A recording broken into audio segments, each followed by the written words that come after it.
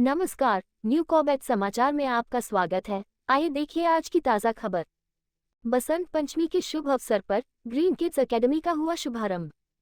रामनगर विकासखंड के ग्राम पीरूमदारा में बसंत पंचमी के शुभ अवसर पर ग्रीन किड्स एकेडमी का शुभारंभ हुआ। बता दें कि ग्राम पीरूमदारा में ग्रीनफील्ड सीनियर सेकेंडरी स्कूल बहुत लंबे समय से चल रहा है, जिसमें सैकड़ों बच्चे उच्च शिक्षा प्राप्त कर रहे हैं। यहाँ के बच्चों ने पूरे जनपद और स्टेट में स्कूल का नाम रोशन किया है। इसी दिशा में आज बसंत पंचमी के शुभ अवसर पर ग्रीन किड्स एकेडमी का शुभारंभ हुआ।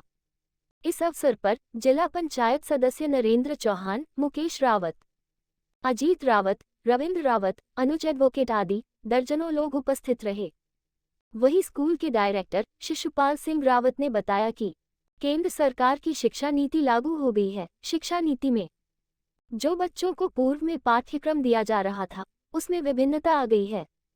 इसी को मद्देनजर रखते हुए स्कूल के मैनेजमेंट ने ये निष्कर्ष निकाला कि क्यों ना अभी से इस शिक्षा नीति का अनुसरण किया जाए, जिसमें प्ले से लेकर सेकंड क्लास तक का विंग अलग होना चाहिए, उसका स्टाफ भी अलग होना चाहिए, उसका ट्रांसपोर्ट भी अलग होना चाहिए। उन्होंने बताया कि प्रधानमंत्री की कौशल विकास योजना के तहत 120 बच्चे इसका लाभ प्राप्त कर रहे हैं, जिसमें 48 बच्चे ग्रीनफील्ड सीनियर सेकेंडरी स्कूल में और 72 बच्चे अन्य स्कूलों में इसका लाभ ले रहे हैं।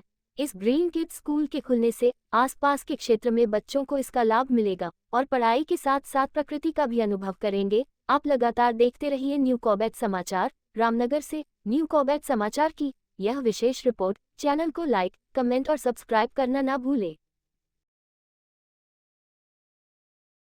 और उस शिक्षा नीति में जो हम पहले से बच्चों को पाठ्यक्रम दे रहे थे, उसमें बहुत भिन्नताएं आ गई है। इसी को मद्देनज़र रखते हुए मैनेजमेंट ने डिसाइड किया कि हम क्यों ना शिक्षा नीति को अभी से फॉलो करें और जो प्ले से लेकर और सेकंड क्लास का जो विंग होता है वो अलग सेक्शन होना चाहिए, उसका स्टाफ अलग हो, उसका ट्रांसपोर्ट अलग हो, उसका पाठ्यक्रम जब अलग है तो हर चीज़ उसका सेपरेट किया गया।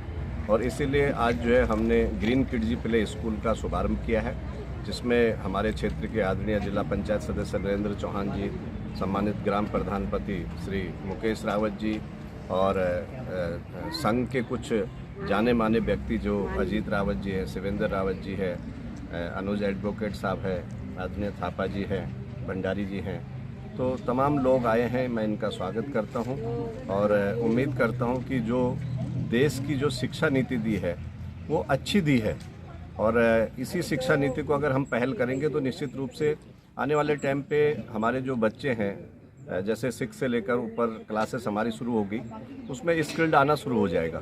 बल्कि मैं सौभाग्य समझता हूं कि मेरे स्कूल को खुद इस बार जो है 120 बच्चों का जो कौशल विकास प्रधानमंत्री का जो योजना है, उसके तहत हमारे बच्चे मेरे यहाँ पढ़ रहे हैं अभी भी, और जिसका बच्चों को भी लाभ मिल रहा है, जिसमें 48 बच्चे मेरे स्कूल के और 72 बच्चे जो है आउटसाइडर हैं। तो जो सरकार की अच्छी नीतियाँ होती हैं, हम सब का फ़र्ज होता है कि उसको लोगों तक पहुँचाना, ताकि प्रत्येक व्यक्ति उसका लाभ ले सके। सर, आपके स्कूल में जैसे क्या क्या सुविधाएं मिलेंगी, जैसे जो बच्चे आएंगे उनको? जैसे सुविधाएं बच्चों में फ़न गेम है बेसिकली। आज की तारीख में जिस प्रकार से बच्चे मोबाइल की तरफ अट्रैक्ट हो रहे हैं, गेम की तरफ कम हो रहे हैं, और कुछ स्कूल्स जैसे ये सोचते हैं भाई कि हम एसी रूम दे दें, एसी बस दे दें, उससे नहीं होता। बल्कि हम कोशिश करेंगे जो छोटे बच्चे हैं वो पत्तियों से खेलें, फील्ड में खेलें, क्योंकि प्रकृति के साथ जुड़ा रहना बच्चे का बहुत ज़रूरी है।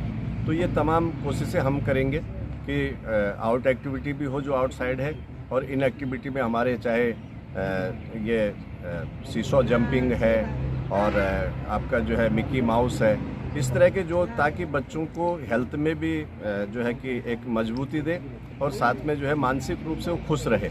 हमारी कोशिश होगी अगर बच्चा और माँ हो दोनों, तो बच्चा जो है जब माँ बच्चे की उंगली खींच के घर को ले जा रही तो वो अब माँ की उंगली खींच के स्कूल की तरफ ले जाए। हमने इतना बेहतर देना, तब जा कर के लोग जो है इसको सराहेंगे। और निःशुल्क शिक्षा देने की भी थोड़ी सी बातचीत आई है इसमें। निःशुल्क शिक्षा तो देखिए, ये केंद्र सरकार की नीतियाँ हैं। आरटी के तहत 25% फर्स्ट क्लास में हम लोग दे ही रहे हैं, लेकिन उसके साथ साथ जो मेरा अपना व्यक्तिगत रूप से रहता है कि अगर कोई बच्चा 80% से ऊपर मार्क्स ला रहा है, गरीब है, वो नहीं पढ़ पा रहा है, तो मैं उसको 50%, 25% सीबीएसई बोर्ड के माध्यम से अपने स्कूल में देने का काम करता हूँ। ये शुरू से कर रहा हूँ। आज मेरे पास शायद 20-25 बच्चे ऐसे हैं जो 9 से लेकर 12 तक में 25% जो पेरेंट्स आ जाते हैं कि हमारी फ़ीस देने की कैपेसिटी नहीं है या